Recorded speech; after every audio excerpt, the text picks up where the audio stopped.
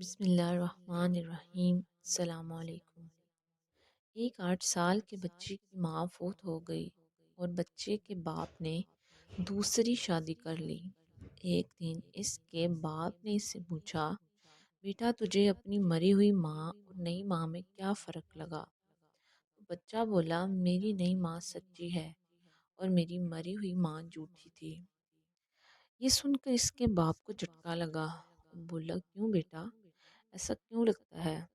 जिसने तुझे जन्म दिया वो झूठी और कल की आई हुई माँ सच्ची लगती है। बच्चा बोला, जब मैं मस्ती करता था तब अपनी माँ कहती थी, अगर तू इसी तरह मस्ती करेगा तुझे खाना नहीं दूंगी। और फिर भी बहुत मस्ती करता रहता और पूरे गांव से खाना ढूंढ कर लाती और अपने पास बिठा कर अपने हाथों से खाना खिलाती थी।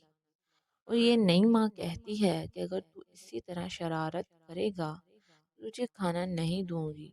और सच, और ये सच्ची है, क्योंकि मैं अगर फिर ऐसी शरारतें करता हूँ तो ये मुझे खाना नहीं देती।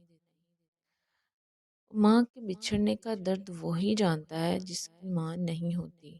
अल्लाह पाक मुझ समेत आपको ये दर्द ना दे। आमीन।